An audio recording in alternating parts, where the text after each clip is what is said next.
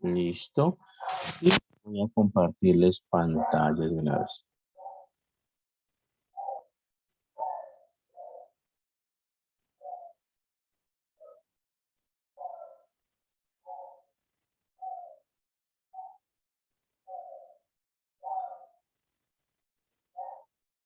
Listo.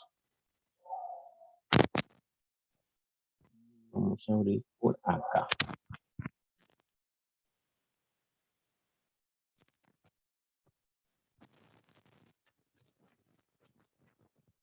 Esta es nuestra sesión de CIPAS número 11 correspondiente a pues la posttarea, ¿vale?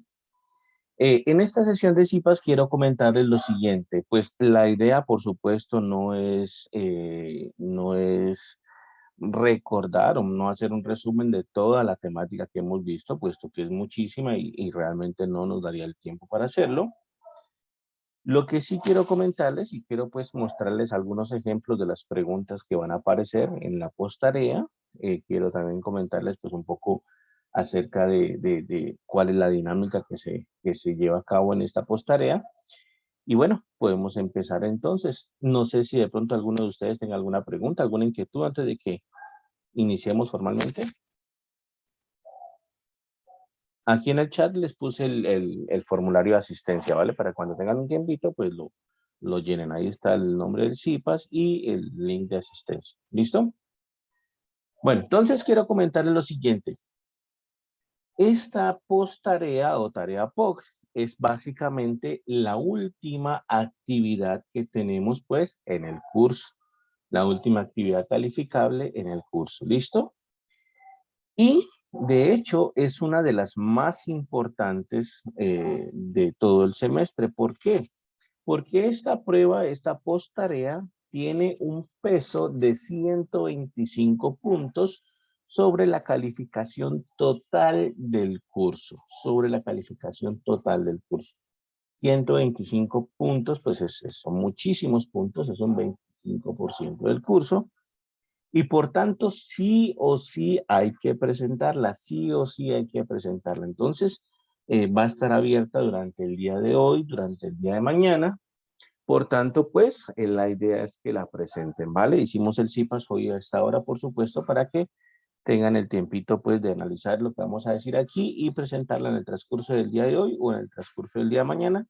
Lo importante es no dejarlo para última hora, es decir, no dejarlo para mañana por la noche, puesto que mañana por la noche de pronto ya hay muchos estudiantes presentando la posttarea y eso hace que a veces el sistema pues se colapse de tantos estudiantes y bueno, uno pues a veces prefiere no correr riesgos y más vale lo presenta pues un poquito más tempranito de tal manera que no haya congestión en la plataforma. Ese sería como el primer consejo ahí, no dejarlo para última hora, no es entrar mañana a las 10 de la noche a presentarla, no. Mañana pues si la van a presentar mañana domingo, entonces hacerlo en la tardecita, tempranito. Si la van a presentar hoy, pues muchísimo mejor, pero bueno, esa es como la idea. ¿Listo? ¿Cómo ingresamos a la posttarea? A la posttarea ingresamos a través del entorno de evaluación. ¿Listo? Ustedes entran al entorno de evaluación y aquí al final les aparece el cuestionario de la posttarea. Simplemente le dan iniciar y ya está. Aquí en este caso, por lo menos me he dicho que apenas de mis estudiantes, por ejemplo, son habido 7 intentos. Yo ya vi incluso las calificaciones. A algunos les fue muy bien y otros pues más o menos ahí, pero ya hay 7 estudiantes por lo menos que han presentado la posttarea de mis estudiantes. ¿Listo? Entonces, a partir de aquí, ustedes ingresan a la prueba final. Una vez ingresen, quiero comentarles lo siguiente. Intentos permitidos, 1. O sea que ese cuestionario hay que hacerlo de una sola vez. ¿Listo? No se permite 2 intentos como por ejemplo en el caso del cuestionario anterior de la tarea 4, que habían 2 intentos. No, aquí es 1 y listo. ¿De acuerdo? ¿Preguntas, dudas? Jennifer, ¿tiene alguna pregunta de pronto? Profe, buenos días. Buenos días, cuéntame. Profe, le quería preguntar si ustedes ya revisaron que el cuestionario, o sea, esté bien montado. Lo digo porque ahorita acabé de hacer un cuestionario, la evaluación, perdón, de otro examen Ujú. y pues el cuestionario está, primero no es coherente las respuestas y Ah, segundo está como distorsionada los ítems, digamos A, B, las respuestas están como corridas, o sea, hay como mucho desorden en las respuestas, entonces quería preguntar eso, ok. porque en el que acabé de hacer me fue mal porque, o sea, sinceramente yo veo que había mucha desorganización en el enunciado como en las respuestas. ¿Te puedo preguntar, Jennifer, de pronto de qué materia era el cuestionario que hiciste? Lógica matemática. Ah, ok, Y está entiendo perfectamente. como todo abierta las respuestas, o sea, Listo, no sé, o perfecto. sea que Bueno, quiero comentar lo siguiente. Por supuesto que nosotros antes de montar el cuestionario, eso se hace de hecho al principio del semestre es donde se monta el cuestionario de la postarea, se revisa, ¿vale? Se revisa. Sin embargo, pues, o por supuesto que como siempre, pues, somos humanos y cabe la posibilidad de que alguna pregunta tenga algún error, ¿vale? Eso cabe la posibilidad, de pronto puede haberse pasado. Yo incluso hace rato antes de que iniciáramos este CIPAS, ingresé al cuestionario y revisé el cuestionario y lo vi bien. Sin embargo, ¿qué es también lo que pasa? Lo que pasa es que son muchísimas preguntas. Puede ser que a cada uno de ustedes le salgan preguntas distintas. Hay una base grande de datos con las preguntas y esas se van mezclando con todos los estudiantes. Entonces, para que pues toque a todos los estudiantes preguntas distintas, ¿vale? Entonces, pues a mí me salieron unas preguntas, por supuesto, del cuestionario que yo abrí y a ustedes les van a salir pues unas parecidas, pero pues diferentes, digamos, en ciertas cosas. Entonces, puede caber la posibilidad de que tengan que se haya pasado algún error ahí. Ahí quiero comentarles una cosa, muchachos, ahí quiero comentarles una cosa. Por favor, cuando estén en su examen y vean, sientan o tengan situaciones anómalas, tomen pantallazo de todo, ¿vale? Ese pues también sería un consejo para ellos. Tomen pantallazo de todo. Si ven que una pregunta está mal organizada, si ven que la respuesta no cuadra con la pregunta, si ven que no hay ninguna respuesta, pues, que les cuadra con la pregunta, tomen pantallazo de todo. Esos pantallazos me los pueden mandar a mí. Me dicen, profe, yo estuve haciendo mi cuestionario y en mi cuestionario me salió esta pregunta, pero en las opciones de respuesta, mire que no está la respuesta, yo la resolví, me dio tanto y en la respuesta no está. Entonces, tomen pantallazo de todo, me lo mandan a mí y yo me comunico directamente con el director y le digo, profe, esta pregunta está mal. Hay veces que tenemos tiempo, pues que hay tiempo, la podemos corregir. Hay veces que ya no hay tiempo, se ha terminado el cuestionario. Entonces, lo que se hace es que a los estudiantes que les salió esa pregunta, pues se le asignan los puntos. Entonces, esas situaciones pueden pasar, ¿vale? Entonces, esas situaciones pueden pasar. ¿Alguna pregunta? Mauricio, de pronto tiene la mano ahí. Sí, tutor, muy buenos días para Buenos todos. días. Ajá. Em, ¿Recomiendan realizar la prueba a través de un navegador en específico? Pues la universidad siempre ha recomendado utilizar Firefox, Mozilla, pues, y Chrome. ¿Listo? Sin embargo, pues yo por lo menos utilizo Firefox siempre, toda la vida, nunca he tenido problemas, nunca, la verdad, nunca he tenido problemas con eso. Con Chrome no he ensayado mucho, la verdad, no utilizo mucho Chrome, entonces yo recomendaría en mi caso particular Firefox, ¿vale? De Sí. pronto con Edge, el de Microsoft, también he escuchado que hay buenos comentarios, entonces pueden ser dos opciones buenas ahí. Ah, ok, tutor, sí, lo digo porque de pronto la niña que estaba hablando, que Ah, sabe que no claro. lo estaba Ujú. haciendo, que de pronto pues recomendarle que lo haga a través de Mozilla, que a mí también me presentó en una materia Ujú. en pensamiento lógico matemático que lo hice a través de Google Chrome y se veía como distorsionado. Luego lo intenté por Mozilla y ahí ya se veía bien organizadas las respuestas. Ok, no, pero está es que bien. en este caso no es solo la visibilidad, sino es las respuestas en sí. Ujú. Y yo lo hice con Mozilla también, no es eso. Las respuestas, o sea, no hay una respuesta acorde al enunciado. Y, Ok. o sea, adicionalmente a eso estaba también distorsionada en sí el cuestionario como tal, pero pues yo también utilizo Mozilla. De hecho, ahorita le mandé las pantallazos al tutor, Eso, porque pues exactamente. Esa sería la recomendación principal en el caso. Tomar pantallazo de todo, comunicarse con el tutor lo más rápido posible Incluso hay veces, con ustedes también puede pasar, hay veces que un estudiante ingresa a hacer la prueba y cuando está en la prueba, pues desafortunadamente se le va la energía, se le va el internet, cualquier cosa puede pasar. En esos casos también tomar pantallazo, tomar todo de que estaban haciendo el intento, pero que se le fue la energía, apenas tengan la posibilidad de comunicarse con el tutor, comentar la situación y uno como tutor, pues uno realmente como tutor no tiene dominio sobre la postarea, es decir, yo no puedo ni cambiar fechas, ni puedo volver a ofrecer un intento adicional para alguien que perdió el intento, pues yo como tutor no puedo hacer eso, no tengo el permiso suficiente, digamos, en la postarea. Lo único que tiene permiso suficiente en la postarea es el director.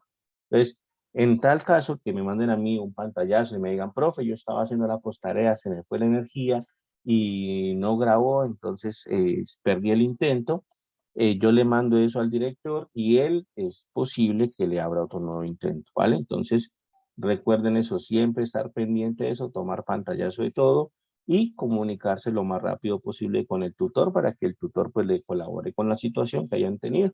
Así sea pues que la pregunta estaba mal formulada, también tómenle pantallazo a la pregunta y se la mandan que el tutor pues ya habla con el director y pueden cuadrar esa situación mejor. ¿Listo? Entonces esos serían como unos consejos importantes a tener en cuenta para esto de la postarea.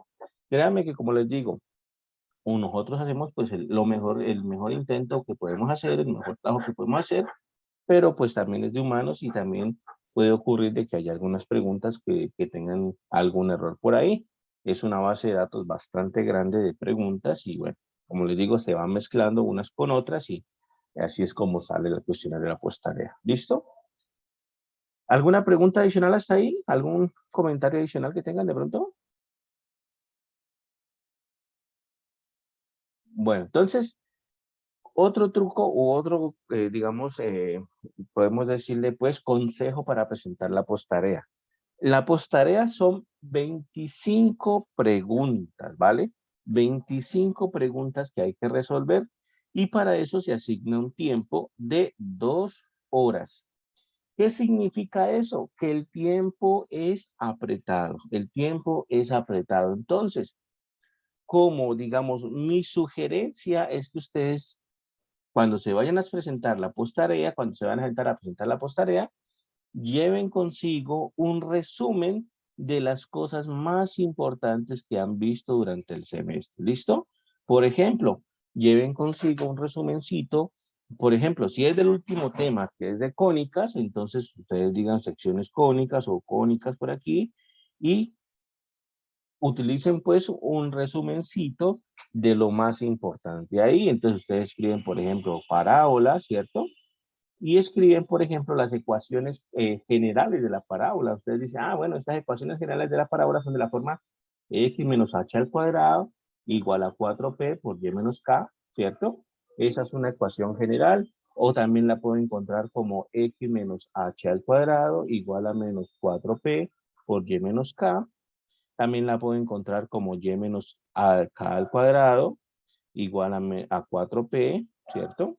Por x menos h, también la puedo encontrar así, o bueno, también la puedo encontrar como y, como para terminarlas pues, así, menos 4p por x menos h, ¿cierto? Entonces, ustedes lleven su resumencito de cuáles son las propiedades principales de cada uno de los temas, ¿de acuerdo? Por ejemplo, parábola, esas son las ecuaciones que gobiernan la parábola, de tal manera que si sale alguna ecuación o alguna pregunta, mejor dicho, que contenga parábolas, la temática de las parábolas, pues ustedes se acuerden más o menos cómo era, ¿no? Ustedes dicen, ah, bueno, esta parábola habría cuando la graficaba, habría así, esta parábola cuando yo la graficaba, habría así, esta de acá habría así, esta de acá habría así, entonces ya se acuerdan más o menos cómo era el asunto. ¿Listo? Ustedes colocan también P era la distancia del vértice al foco. Entonces, P distancia del vértice al foco. Entonces, todo eso les ayuda, ¿vale? Entonces, por ejemplo, circunferencia. Entonces, ustedes dicen circunferencia. ¿Cuál era la ecuación general de la circunferencia? Era x menos h al cuadrado más y menos k al cuadrado igual al radio al cuadrado. Entonces, ahí ya se acuerdan, si sale alguna ecuación con circunferencia, entonces automáticamente ustedes ya saben que pues esa es la ecuación general que corresponde, ¿no? Ustedes ya saben propiedades, por ejemplo, saben que el centro se ubica en el punto H, K. Aquí se ubica el centro. Y que R es el radio de la circunferencia. Entonces, toda esa informacióncita les es útil al momento de presentar la prueba. Como les digo, son 2 horas nomás, es un tiempo corto, es un tiempo poquito para presentar el examen, de tal manera que hay que tener a la mano sí o sí un resumen. Y no solamente se los digo por esta materia, se los digo por todas. Si están viendo pensamiento lógico matemático, si están viendo lógica matemática, en todas llévense un resumencito de los temas más importantes y eso les va a ayudar porque todas las pruebas tienen 25 preguntas, todas las pruebas duran 2 horas y entonces eso significa que el tiempo es corto para todas las pruebas. ¿Listo? Por ejemplo, en la circunferencia, pues es esto, ¿cierto? El radio, ¿cierto? De tal manera que cuando la graficamos, aquí pues un gráfico bastante, digamos que normalito, sin regla ni nada. Aquí estaría el centro, y este es el radio, ¿no? Radio y centro, y es el punto H, K, ¿vale?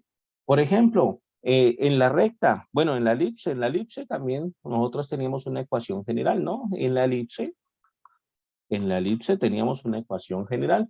La ecuación general de la elipse era x menos h al cuadrado más y menos k al cuadrado sobre a al cuadrado sobre b al cuadrado igual a 1. Esa era la ecuación general de la elipse.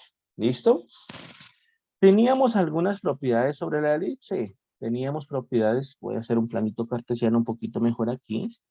Teníamos algunas propiedades de la elipse. Aquí voy a dibujar una elipse que sea pequeñita, en color azul, digamos, o un poco color que no sea rojo para que se vea un poquito más. Aquí una elipse un poco pequeñita, ¿vale? Ahí está. ¿De acuerdo? Entonces, una elipse. A era el eje mayor, B era el eje menor, ¿cierto? Entonces, en este caso, A es la distancia desde 0 hasta el de acá, hasta el extremo de acá. Ese es el valorcito de A, la distancia desde 0 hasta el extremo de ahí, ¿vale? Ese es el valor de A. Y el valor de B es el eje menor. En este caso, pues es este, ¿cierto? Es este eje de acá que es más pequeñito. Ese es el valor de B. Y en la elipse en particular, teníamos 2 punticos llamados focos. Esos punticos focos se encuentran más o menos por aquí. Este podría ser foco 2 y el de acá pongámosle foco 1. Entonces, esos focos más o menos se encuentran aquí, ¿listo? Eso también era una propiedad de la elipse. Y resulta que la distancia que hay entre el centro y el foco, uno le colocaba el valor de C. Entonces, la distancia que hay del centro al foco, uno le colocaba valor de C. A la distancia que hay del centro al extremo de la derecha, uno le colocaba el valor de A. Y la distancia que hay del centro hacia arriba, uno le colocaba el valor de B. Uno le decía ya, pues, que A era el eje mayor, B era el eje menor, y C, pues, la distancia entre el centro y los focos, ¿vale? Y había una relación también entre esos valores de A y de B, ¿no? Y bueno, con C era la siguiente, ¿no? C cuadrado es igual a A cuadrado menos B cuadrado. Entonces, nosotros tenemos esa relación. De tal manera que si en alguna pregunta necesitamos el valor de C, nos tiene el valor de los focos, pero nos dan el valor de A y el de B, pues entonces automáticamente sabemos cómo es el asunto. ¿Listo? Entonces, eso también, pues rápidamente lo que teníamos acerca de la elipse. La hipérbola, por otro lado, la hipérbola tenía una ecuación más o menos parecida a la elipse, ¿no? Hipérbola tenía una ecuación más o menos parecida a la elipse. Cuando uno iba a ver la ecuación de la hipérbola, era, por ejemplo, algo así, x menos h al cuadrado sobre a cuadrado, pero aquí lleva un menos y menos k al cuadrado sobre b cuadrado igual a 1. La diferencia entre la ecuación de la elipse y la ecuación de la hipérbola, pues básicamente es ese menos, ¿no? Ese menos de ahí es lo que nos diferencia, pues, de tal manera que si en alguna pregunta nos dice, tome esta ecuación, ¿qué es? ¿Una elipse, una hipérbola? Pues entonces ya sabemos, si tiene el más, todo con más, pues entonces es la elipse. Si es de esta forma, pues entonces es una hipérbola, ¿vale? Cuando hacíamos una hipérbola también teníamos pues algunos, digamos que valores especiales, ¿no? Valores particulares. Hay un eje menor que uno casi no lo ve, se le dicen hasta eje imaginario porque casi no sale. Ese, más o menos una gráfica de una elipse podría quedar así, algo así. Esto podría ser, perdón, una hipérbola. Esto podría ser una hipérbola. Aquí y acá. Esto podría ser una hipérbola. ¿Listo? ¿Vale? Entonces, uno tenía un eje, el eje A, ¿vale? Es el que le dicen el eje mayor aquí. Esa es la distancia que hay entre el centro y el vértice de la hipérbola. Este es el valorcito de A. La distancia que hay entre el centro y el vértice de la hipérbola. ¿Listo? También tenía un foco por aquí, un foco por acá, foco 2, foco 1 por acá. Esos focos, la distancia entre el origen, entre el centro y el foco era lo que uno llamaba C, ¿vale? Igual que en la elipse, era lo que uno llamaba C. Y en la elipse en particular tiene por acá un eje que le dicen eje imaginario, el que yo les digo que es eje imaginario que no se ve ahí gráficamente, pero es el que uno pone como B. Y igual, había una relación entre los valores de A y de B con C. En el caso de la hipérbola, la relación es la siguiente, ¿no? C cuadrado es igual a A cuadrado más B cuadrado. De tal manera que, por ejemplo, si nos dan la ecuación de la hipérbola y nos preguntan la distancia al foco o nos preguntan dónde está ubicado el foco, pues entonces esta ecuacióncita o esta igualdad de aquí es la que tenemos que utilizar para sacar pues esa distancia y para sacar exactamente dónde está el foco, ¿vale? Otra cosa importante, por ejemplo, en las rectas, algo importante en las rectas. Todas las ecuaciones de la recta son de la forma y igual a mx más b, ¿cierto? Recuerden que el numerito b se llamaba corte con el eje y, corte con el eje y. El numerito m se llamaba pendiente y cuando uno colocaba esa ecuación a graficar en GeoGebra, entonces lo que le sale es una línea recta, ¿no? La pendiente tiene que ver directamente con la inclinación de la recta. ¿Listo? Pendientes positivas generan rectas inclinadas hacia la derecha como esta. Esta pendiente o esta recta aquí tendría pendiente positiva, ¿vale? Si ven una ecuación de una recta en el examen, tiene pendiente 3, entonces automáticamente la gráfica tiene que estar inclinada hacia la derecha. Si tiene una pendiente negativa, entonces la recta tiene que estar inclinada hacia la izquierda. ¿Listo? Y el puntico B, el corte con el eje Y, es justamente donde la recta corta el eje Y. Es decir, miren que aquí, este puntico donde la recta corta el eje Y, es ese puntico B que nos dice, pues, la ecuación de la recta. De tal manera que si nos dicen, por ejemplo, Y igual a, no sé, 5x menos 12 en una ecuación de la recta, automáticamente ahí sabemos que la pendiente es 5, o es decir, que es una recta que abre hacia la derecha, y automáticamente sabemos que el corte con el eje Y es menos 12. ¿Listo? O sea que si graficásemos al menos intuitivamente cómo sería esta ecuación de la recta, debería quedar algo así. Si la graficásemos al menos intuitivamente, debería ser algo así. Debería ser algo así, tal vez un poquito más abajo, y algo así más o menos quedaría esa ecuación de la recta. Aquí cortaría al eje Y en menos 12. Ese sería el corte con el eje Y, menos 12, ¿vale? Y la pendiente, de hecho, pues, la pendiente es 5. Entonces, algo así podríamos intuir que es la gráfica de esa línea recta. Dos cosas importantes. Bueno, tres cosas importantes cuando uno está hablando de rectas. Tener a la mano la ecuación punto pendiente. Recuerden que cuando estábamos trabajando con este tema de rectas, era indispensable utilizar siempre ecuación punto pendiente. Esta de aquí uno la utiliza siempre que está hablando de rectas. Esto es lo que llamábamos ecuación punto pendiente, ¿no? Para funcionar esta ecuación punto pendiente, para funcionar necesita, primer lugar, necesita conocer un punto sobre la recta. Miren, necesita conocer el punto X sub 0, Y sub 0. Puede ser cualquier punto sobre la recta y necesita conocer la pendiente de la recta, ¿vale? La pendiente de la recta. Algunas veces la tenemos, otras veces no la tenemos. En caso de que no la tengamos, la pendiente de la recta se calcula así, ¿no? Y sub 2 menos Y sub 1 sobre X sub 2 menos X sub 1. De esa manera calculamos la pendiente de la recta, pero la ecuación punto pendiente era indispensable, ¿listo? Indispensable para poder nosotros sacar ecuaciones de la recta. Otros datos importantes sobre la recta era, por ejemplo, rectas paralelas. ¿Cómo se dice que dos rectas son paralelas? Paralelas.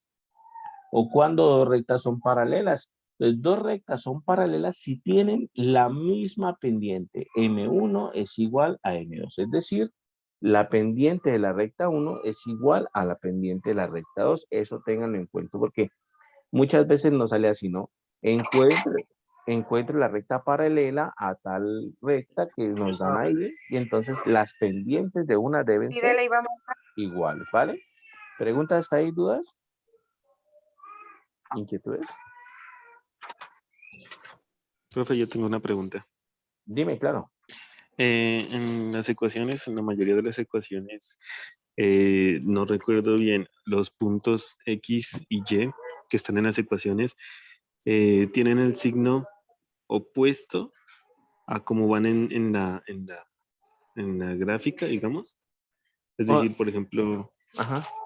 si Sí. tengo la ecuación, una de arriba, Sobre todo estas de aquí, ¿no? Sobre todo esas, estas de por aquí. ejemplo, entonces sería Eso. H, sería en la gráfica positivo y K sería positivo también, ¿cierto?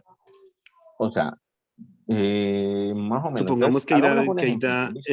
X menos 2 y Y menos 2. Hagámoslo con, listo, hagámoslo con ejemplito. Entonces, pongamos una ecuación aquí particular. Por ejemplo, X, esta era una elipse, creo.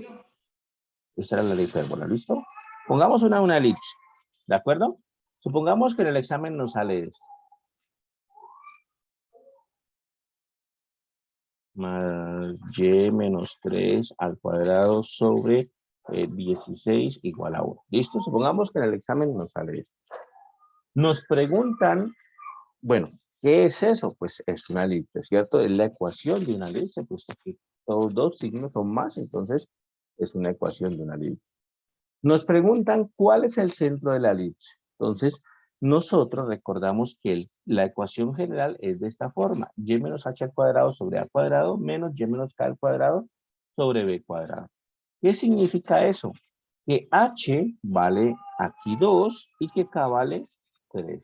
Entonces, cuando uno va a buscar el centro, uno dice que el centro está ubicado en el punto 2,3. Ahí es donde tú dices que le cambia pues los signos y digamos que sí, un cambio de signos ahí. Entonces Sí, en la eso ecuación quería aparece decir, o como sea, x como menos en la 2. ecuación, es negativo, entonces el centro, claro, sería 2,3. Exacto, el Positivos, centro es digamos. 2,3.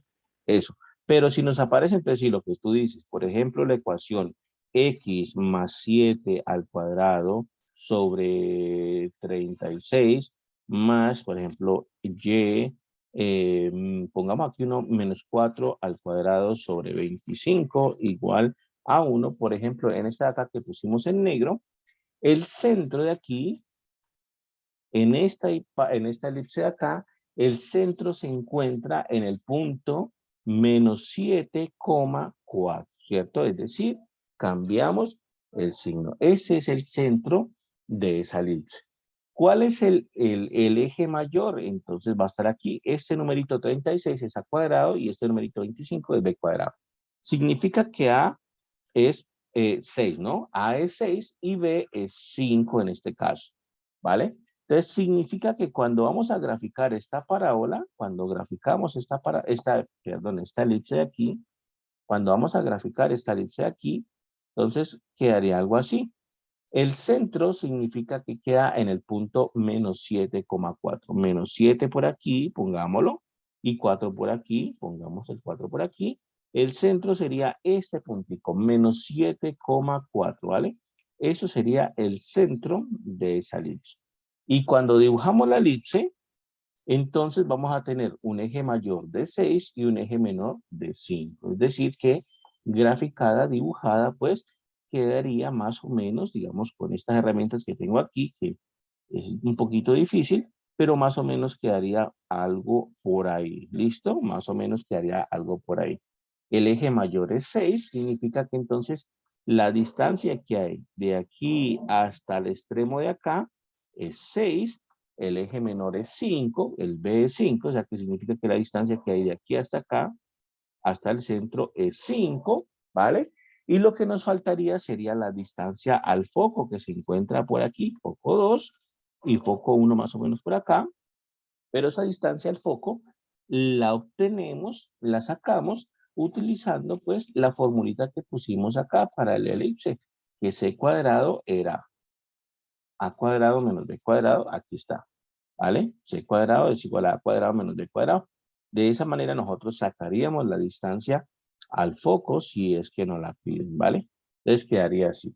Pero sí, cuando uno va a localizar el centro en estas ecuaciones de las cónicas, tanto en la hipérbola como en la elipse, como en la circunferencia, todas esas que tienen la forma y menos h al cuadrado más, perdón, x menos h al cuadrado más y menos k al cuadrado, todas que tienen esa forma así, pues entonces, claro, cuando uno busca el centro, pues hay como un cambiecito de signo ahí que hay que tener en cuenta, ¿vale? Entonces, no se olviden de eso. Si nos piden el centro, por ejemplo, de esta de aquí, no irá a decir que el centro está en el punto 7, menos 4. Ese no es el centro. El centro está en el punto menos 7, 4 positivo. Entonces, eso pues tenerlo en cuenta. Es un buen apunte ahí, ¿vale? Muchas gracias. Entonces, Muchas quedaría gracias, así. profe. Y finalmente también rectas paralelas, decíamos, son aquellas rectas que tienen la misma pendiente. Eso ténganlo en cuenta porque si nos preguntan, encuentre la recta que sea paralela a tal otra, entonces la pendiente tiene que ser igualita. El valor de m es igualito. Cuando son perpendiculares, las pendientes al multiplicarse tienen que dar -1. ¿Listo? Entonces, por ejemplo, si tienen una recta que tiene pendiente, por ejemplo, yo qué sé, 5 cuartos, una pendiente un poquito difícil, ¿vale? Y les piden hallar una recta perpendicular a esta recta que tiene pendiente 5 cuartos, entonces la otra recta tiene que tener pendiente -4 quintos, ¿vale? De esta forma, cuando yo multiplico M1 por M2, el resultado de hecho es por -4 quintos. El resultado de hecho es -1. Lo que sucede aquí es que básicamente se van a cancelar, se van a simplificar el 5 con el 5, el 4 con el 4 y lo único que va a quedar vivo es el -1, pues ahí. Entonces, ese es el truquito. Si nos dicen, por ejemplo, la recta con pendiente 5 cuartos y que busquemos una perpendicular, entonces tiene que tener pendiente -4 quintos, ¿vale? Entonces, ese sería pues el asunto ahí. ¿De acuerdo? Otra cosa para recordar que también es importante y que sé que en el examen va a salir, la parte de trigonometría, ¿no? La parte de trigonometría es importantísima. Recuerden que la trigonometría básicamente salía pues de un triángulo rectángulo, lo podemos hacer por aquí.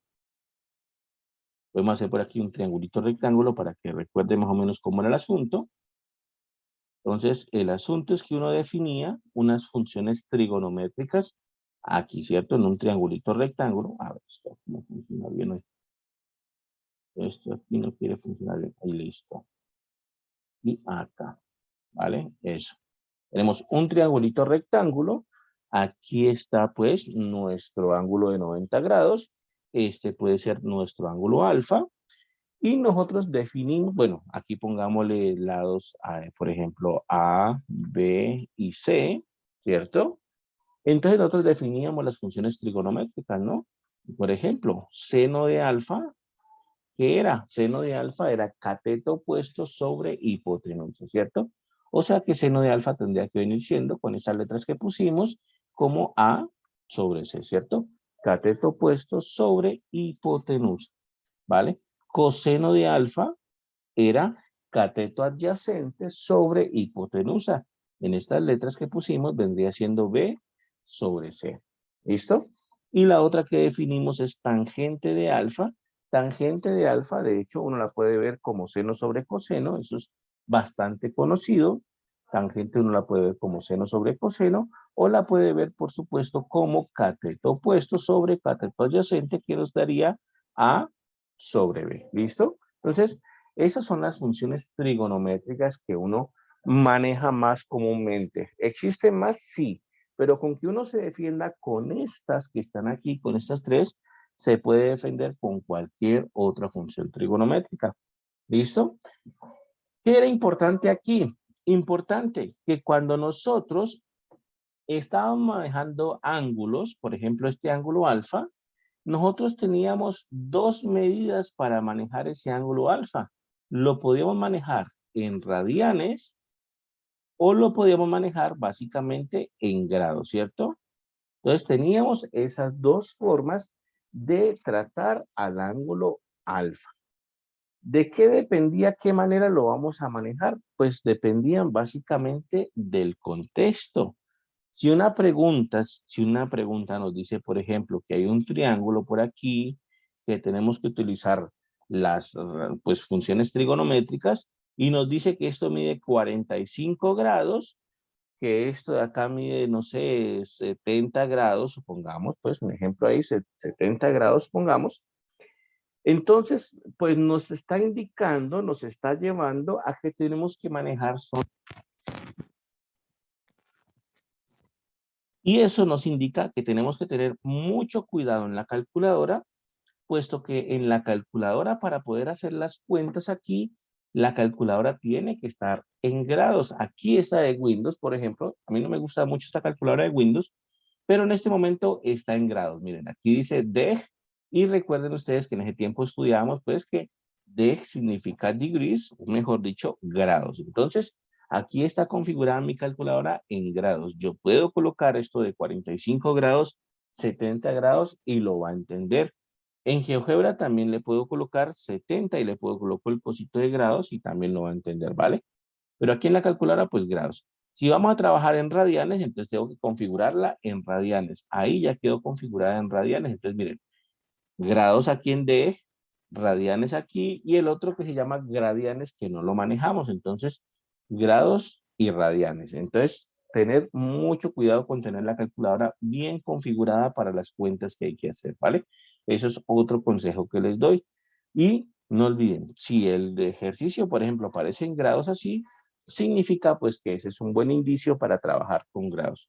Pero incluso nosotros vimos una manera de convertir de grados a radianes, ¿no? Nosotros vimos que había una forma de convertir de grados a radianes. ¿Eso cómo lo hacíamos? Lo hacíamos básicamente con una reglita de 3, era una regla de 3 sencilla. ¿Qué es lo que hacíamos? Que nosotros sabíamos que 2 pi radianes equivalían a 360 grados, ¿vale? Cuando tengamos eso, cuando sepamos eso, podemos sacar cualquier otra relación. Por ejemplo, 70 grados, ¿cuántos radianes son? Si tenemos que hacer la conversión de 70 grados, ¿cuántos radianes son? Pues nosotros aquí nos apoyamos en esta identidad de que 2 pi radianes equivalen a 360 grados. 70 grados, ¿cuántos radianes equivale, no? ¿A cuántos radianes equivale? Entonces era muy sencillo, porque como es una reglita de 3 sencilla, entonces uno simplemente viene y coloca el valor de X que puse aquí, el X radianes, a que es igual. Y multiplica aquellos que no están en diagonal con X. Es decir, multiplica estos dos. Voy a multiplicar 2pi, ¿cierto? Por 70 y lo divido con aquel que está en diagonal con la X, que es el 360. Esos son lo que significa, o esa es la conversión de 70 grados a radianes. Ahora lo que resta hacer es pues simplificar un poquito, pero ahí ya quedó hecha la conversión. Aquí, por ejemplo, puedo simplificar por 10 quitando los ceros, y aquí puedo, por ejemplo, simplificar mitad de 2, 1 y mitad de 36, 18, ¿vale?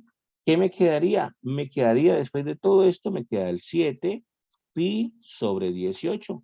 Quiere decir que 70 grados equivalen a 7 pi sobre 18 radianes. Entonces, yo puedo hacer la conversión de grados a radianes o de radianes a grados sin ningún problema. ¿Listo? Eso también lo vimos en ese tiempo. Y bueno, hay que tener pues a la mano como una, digamos, algo que les indique cómo hacer esta conversión, por si en alguna pregunta les sale hacer una conversión de radianes a grados o de grados a radianes. ¿Listo?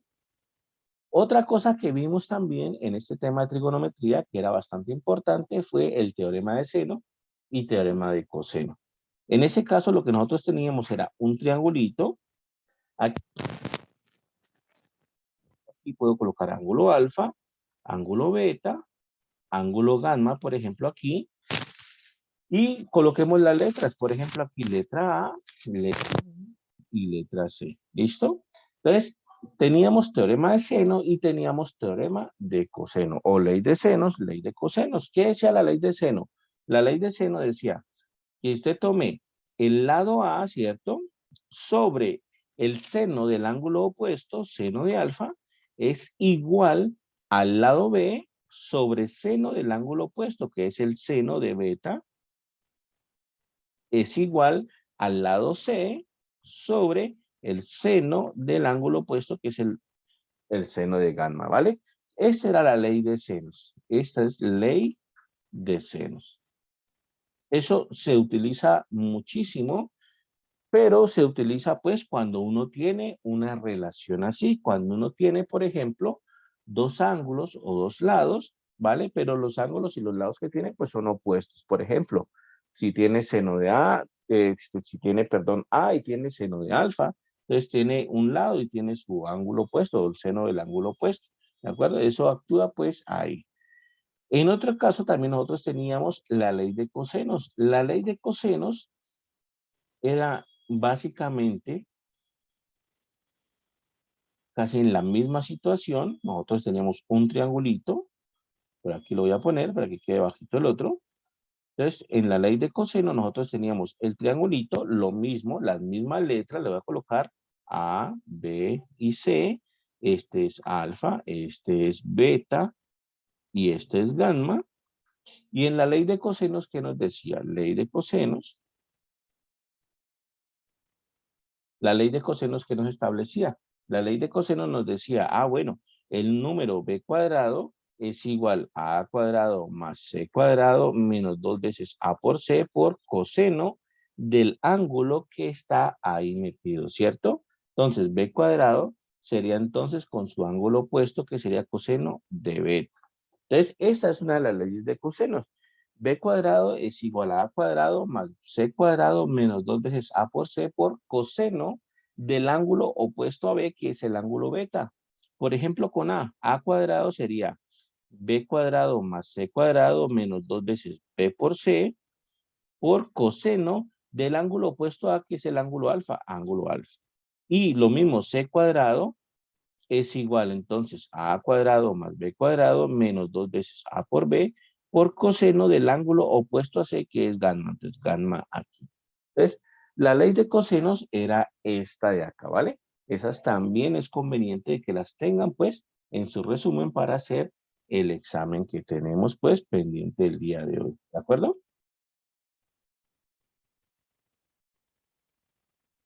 Aquí las pusimos todas. Estas tres que aquí son las que necesitamos, ¿vale? Son las que resuelven el triángulo. Esteban pregunta que si hay más fórmulas. No. Estas son ley de senos y ley de cosenos. Eso fue lo más importante que vimos en trigonometría, pues, en nuestro curso. ¿Listo? Ahora sí, quiero que miren algunas de las preguntas que pueden surgir en la prueba. ¿Listo? Estas de las preguntas yo las tomé pues de la prueba que me salió a mí, como uno como tutor también puede presentar la prueba. Observen las preguntas que me salen a mí en mi caso. Pues miren lo que dice. Teniendo en cuenta los datos de la imagen del triángulo, calcular el valor de X utilizando la ley de seno. Entonces, miren lo que dice, utilizando la ley de seno. Por tanto, lo que yo les decía, importantísimo que ustedes entonces tengan a la mano las ecuaciones de la ley de seno para no estar buscándolas en ese momento de la prueba, para no estar perdiendo tiempo pues yendo a buscar eso, ¿vale? Y miren lo que les dan todos los datos, dan X, voy a copiar esta imagen a ver si la puedo pegar acá, observen, a ver si la puedo pegar acá, aquí está, miren, ¿De acuerdo? Ahí está. ¿Listo? Entonces, dan ángulo C, dan ángulo A, dan ángulo B y dan aquí pues que este mide 50, mide entonces 45. Este de acá no sabemos cuánto mide, este lado mide 15, entonces que cuánto mide pues el lado X, ¿cierto? Entonces uno utiliza la ley de seno, entonces uno recuerda las ecuaciones de la ley de seno. A sobre seno de alfa es igual a B sobre seno de beta es igual a C sobre seno de gamma, ¿listo? Y lo único que tiene que hacer aquí es pues superponer o establecer pues esa situación, ¿no?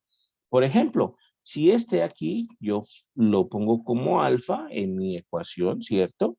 Este de aquí sería A, este de aquí sería beta y este de aquí sería entonces B.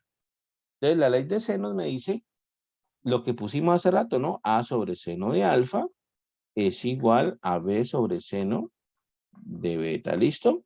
Acá en la ecuación pues son tres igualdades ahí, pero yo puedo utilizar dos, las que necesite, simplemente en este caso necesito solamente esas dos y hago la cuenta respectiva, ¿no? Entonces, B es X, B es el que busco.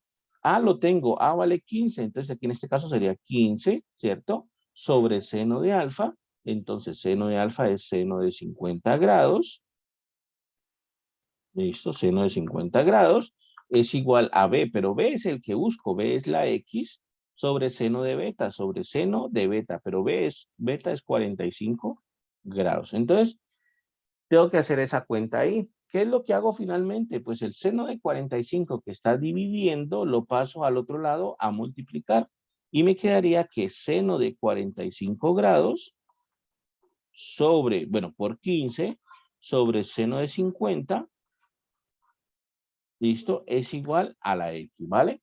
Y tengo que hacer es básicamente esa operación pues en la calculadora. Pero entonces, miren lo que les digo. La cuestión es que las preguntas pues tenemos que tener clara la teoría o tener un resumencito bien importante al lado de nosotros para no estar perdiendo buscando, no estar perdiendo tiempo pues buscando estas fórmulas, ¿vale? Entonces, hacemos la cuenta y ya simplemente marcamos la respuesta que nos dé ahí. ¿Está claro? ¿Preguntas hasta ahí? ¿Dudas? ¿Inquietudes?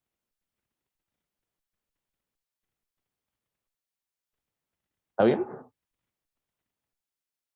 Bueno, miren esta otra pregunta aquí.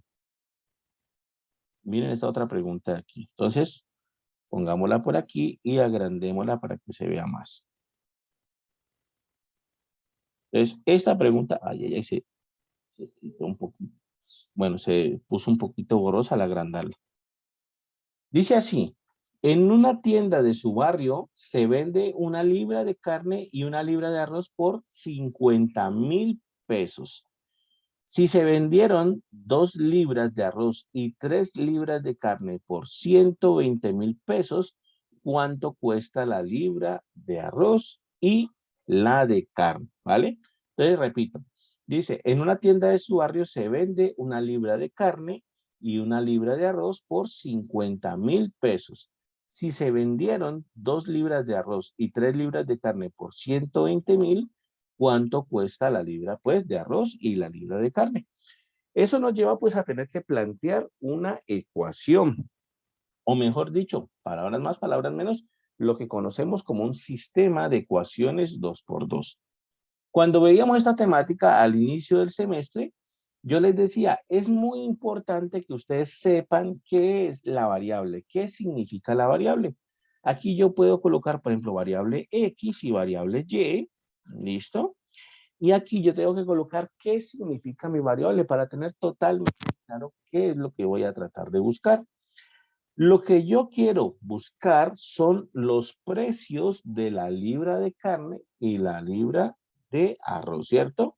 Entonces, aquí yo le puedo colocar que X es el precio de la libra de carne y Y es el precio de la libra de arroz. Entonces, lo que les digo, es muy importante saber qué significan mis variables.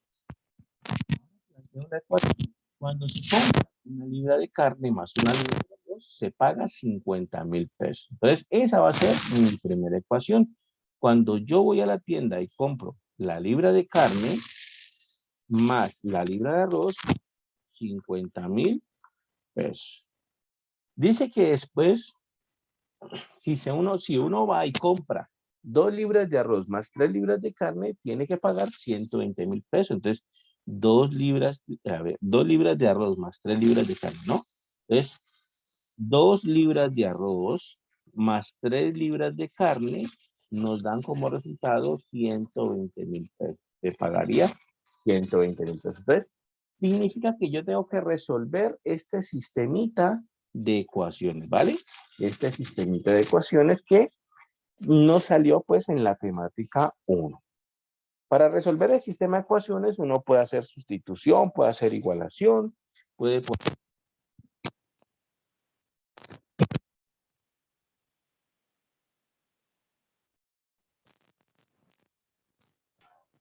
Profe, ya no se le escucha.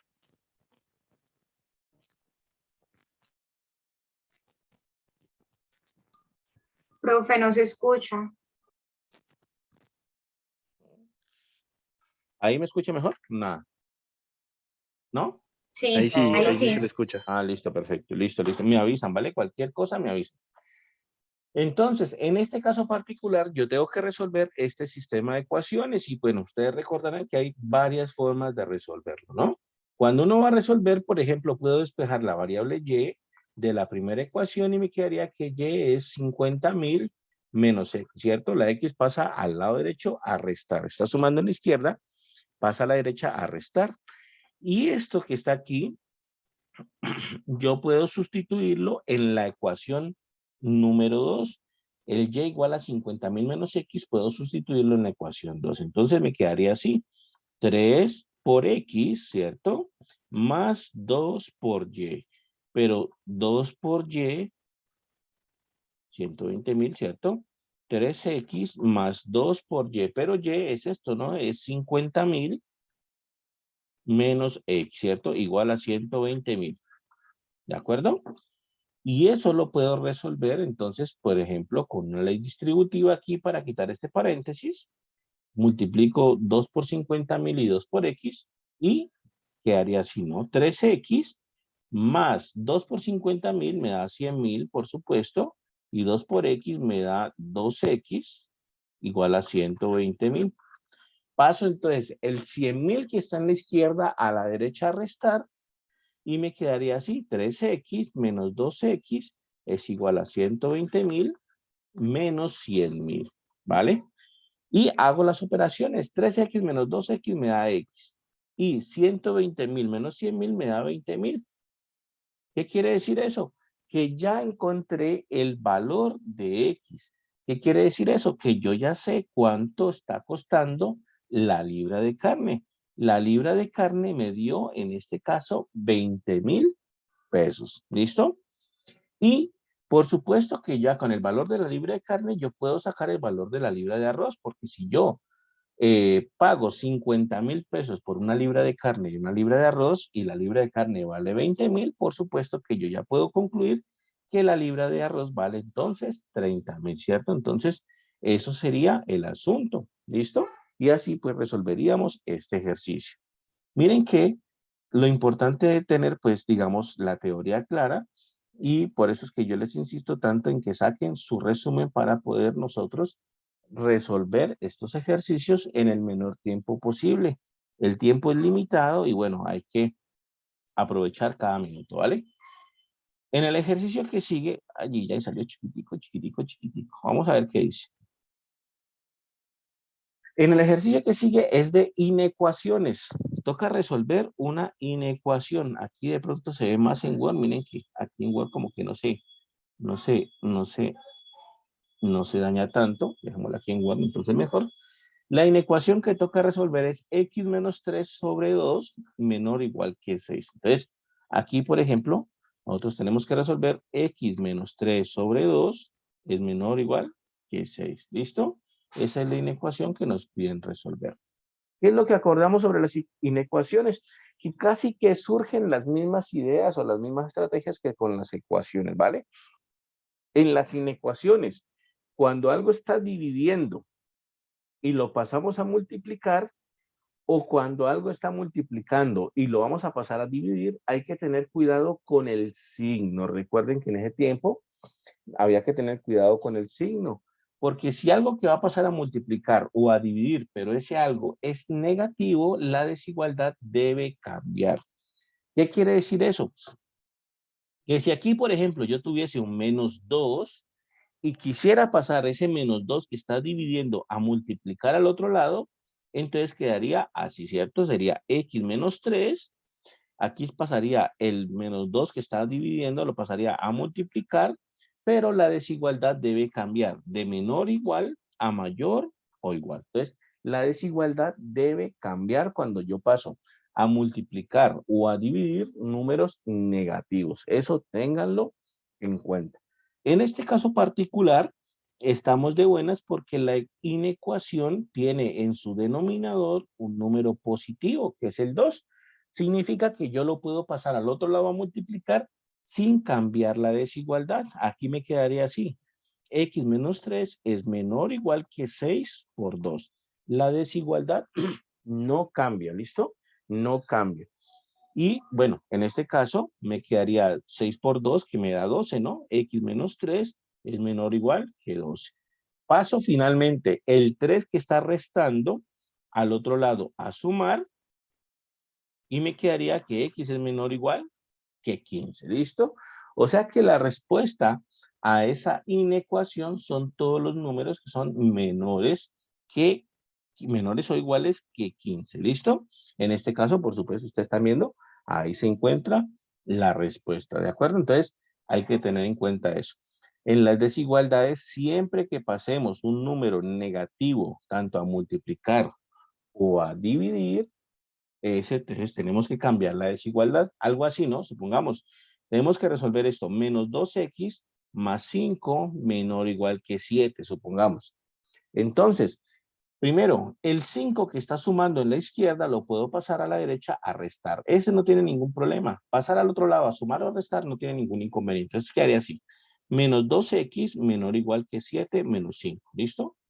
Hago la operación 7 menos 5 me da 2. Entonces menos 2x menor o igual que 2.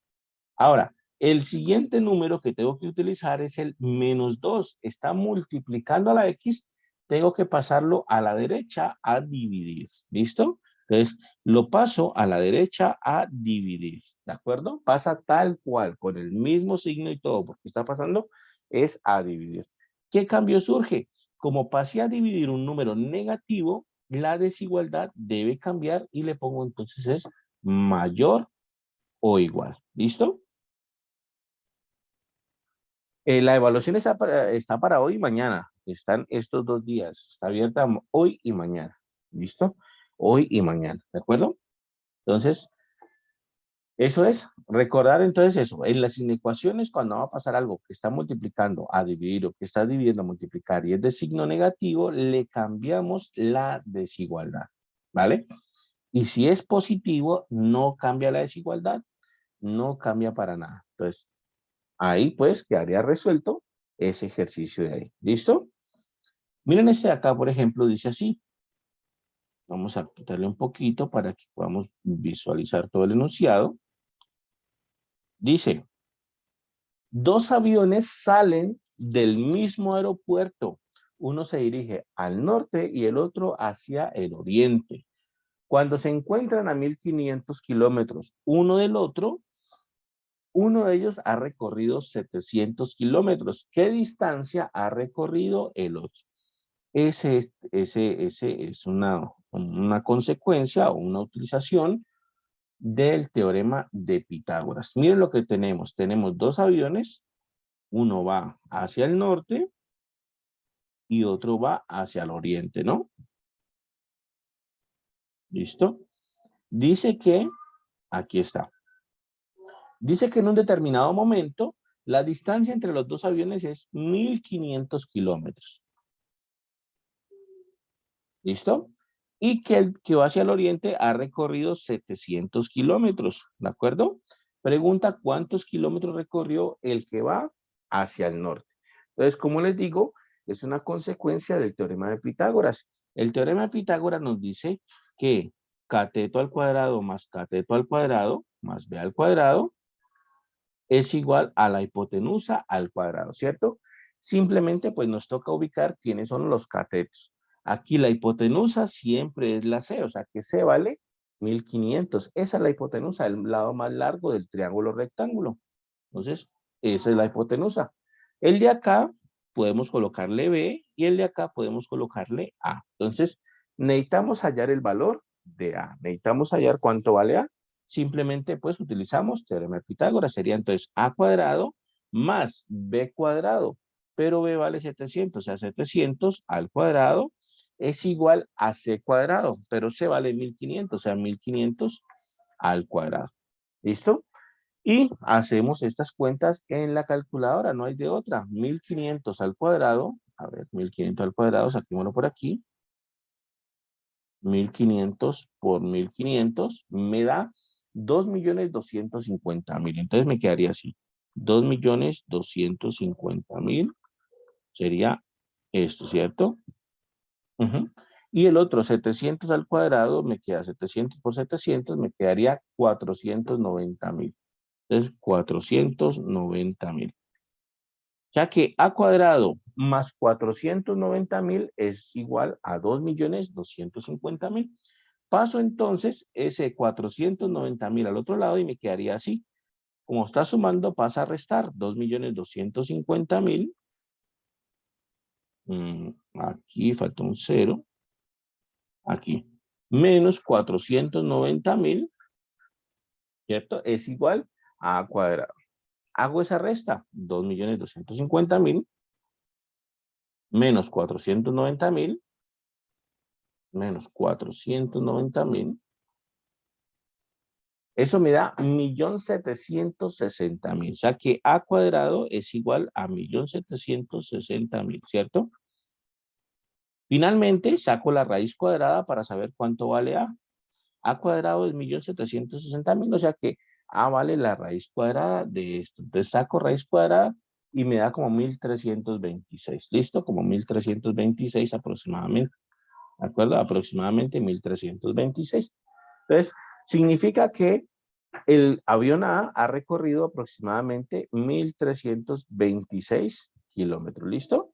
Y miren que por aquí hay un 1.326. Entonces, significa que pues ahí resolvimos ese ejercicio. ¿Listo? Sumatorias. Miren lo que está ahí. Esa que está ahí. Miren lo que dice ese ejercicio. Dice, a continuación se presenta una sumatoria con sus respectivos términos. De la anterior expresión se puede afirmar que la estructura de la sumatoria es. Entonces, nos dan los términos de la suma, nos dicen cómo debería ir sumando, ¿cierto? Y nos dicen que esta es la sumatoria desde i igual 3 hasta 5, pero ¿de quién? Nos preguntan es de quién está sumando. Y nos dan las opciones que están aquí. ¿Listo? Estudiantes, quiero verlos a ustedes. En este caso, ¿cuál opción escogerían ustedes? ¿La A, la B, la C o la D?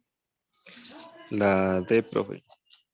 Sí, sí, es esa, la D, ¿vale? Está relativamente sencillo el ejercicio, la D, ¿de acuerdo? Entonces, como ustedes ven, no es que sean preguntas imposibles, no es que sean preguntas en extremo difíciles, ¿cierto? Pero sí requieren una base de conocimientos para poderlas hacer, sobre todo por la cuestión del tiempo. Porque si ustedes no saben o no tienen a la mano teorema de seno, teorema de coseno, no tienen a la mano ecuaciones de la circunferencia, ecuaciones de la elipse, todo esto, pues no significa que no van a poder resolver las preguntas. Seguramente sí pueden, pero les va a tomar más tiempo y bueno, el examen tiene pues el tiempo límite de 2 horas que es la cuestión ahí, ¿no? Entonces, esas son mis recomendaciones. Saquen bien su resumencito. Ya vimos algunas preguntas. Estas son preguntas del examen tal cual. ¿Listo? Las saqué del examen tal cual. No son preguntas imposibles, pero son preguntas pues que requieren tener una base de conocimientos y un resumen que les ayude para poder pues ustedes colocarlas. Aquí tengo tricas, no voy a entrar mucho en detalle ya para que pues ustedes también tengan tiempito de sacar su resumen y puedan pues colocar todo el empeño ahí para poder hacer la prueba, ¿vale? ¿Alguna última pregunta, muchachos? ¿Alguna última duda que tengan? ¿Inquietudes con respecto a la prueba? Doctor, una preguntita. Dime, claro. En caso de que uno quisiera comprobar un resultado de uno a través de alguna aplicación, GeoGebra, ¿se podría hacer? Sí, pues lo puedes hacer, sí. El examen no lo pide, ¿no? Porque el examen solamente tienes que marcar y ya. El examen no pide hacer las verificaciones. Pero todas se pueden hacer, ¿listo? Todas las verificaciones se pueden hacer. Pero repito, el examen como tal, pues no lo solicita porque no. Un segundito, yo les mando el link de asistencia por acá que lo están pidiendo, ¿vale? El link de asistencia. El puntaje mínimo para pasar el curso son 300 puntos, 300 puntos. Quiero comentarles también, algunos de los estudiantes han ido a B-Learning, esos puntos de B-Learning ya se están asignando. Recuerden que B-Learning dan máximo 50 puntos sumados a las 4 tareas, no a la post-tarea, sumados a las tareas. Esos 50 puntos ya se están, bueno, esos puntajes ya se están asignando, ¿vale? O sea que dentro de poco, pues todos van a estar totalmente actualizados en nota. Es muy importante que para esta fase final del curso estén muy pendientes de sus calificaciones, entren al entorno de evaluación, revisen nota por nota, verifiquen que todas sus notas estén bien, que a todas aparezcan, porque estamos terminando el semestre y va a llegar una fecha donde yo ya no puedo modificar ninguna calificación si hay algún error, y ahí pues entonces nada que hacer. Entonces es importantísimo que verifiquen calificación por calificación y miren, listo, está bien, sí, estas son mis notas, están bien correctamente ahí. O digan, no, yo presenté mi tarea 2 y resulta que nunca me la calificaron. Entonces, ese es el momento de hacer ese tipo de aclaraciones, ¿vale? ¿Más preguntas, más dudas? Profe, una preguntita. Dime. Mejor dicho, ¿cuál es el término que ustedes tienen para calificar la tarea? Por ejemplo, ya ahorita que estamos presentando el examen final, por Sí. ejemplo, si a algún docente se le olvidó calificar la tarea 2, la tarea 4, ¿ustedes tienen un término para subir las calificaciones? Lo pregunto porque tenemos otros docentes, no con usted, sino con otros docentes que aún no han subido las calificaciones de otras tareas. Entonces, con una compañera nos estábamos preguntando, o sea, ¿cuál es el término que ustedes tienen para subir la calificación de Sí, las pues otras realmente tareas? sí. Esas fechas pues las establece el director del curso, ¿vale? Para nosotros en particular, para nosotros en este curso en particular, si no estoy mal, creo que es hasta el miércoles o hasta el jueves. Entonces, a nosotros en particular ya estamos, pues, por eso les digo, alcanzados pues en tiempo y por eso les digo, verificar sus notas. Los otros profesores en los otros cursos, pues, me imagino que el director les dará unos días también para que suban esas calificaciones, pero ese plazo ya debe estarse acercando, ¿vale? Ya debe estarse acercando, ya debemos estar en los últimos días. Yo creo que en todas las materias ya estamos en los últimos días. Entonces, pilas Sí, con eso. Si el porque nos profesor nos... preocupa porque Ajá. por ejemplo, en nuestro caso, tenemos dos materias que no han subido, la tarea 4 ni la tarea 3 y 4, entonces, las calificaciones, Ujú. entonces, y pues la profesora aduce que está enferma, que está indispuesta, pues no sé hasta No, dónde ya yo te entiendo. llega eso. Bueno, entonces sí, entonces podrían, entonces, digamos, de pronto comunicarse directamente con el director de la materia. Todas las materias tienen un director, comunicarse con el director de la materia y preguntarle la situación. El director o la universidad tiene que solucionar el inconveniente, ¿vale?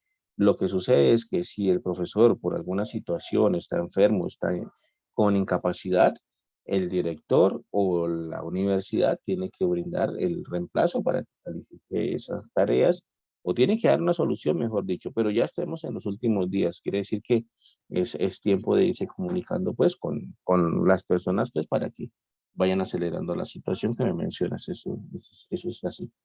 Muchísimas gracias, profe. Bueno, ¿listos, estimados estudiantes? ¿Ninguna pregunta más?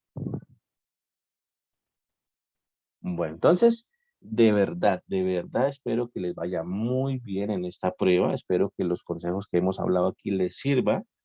Antes de irla a presentar, espero que de verdad vayan a hacer su resumencito para poder pues presentarla sin ningún problema, hacer un repasito de los temas, su resumen y espero que saquen muy buenas notas, ¿vale? Profe, ¿Sí?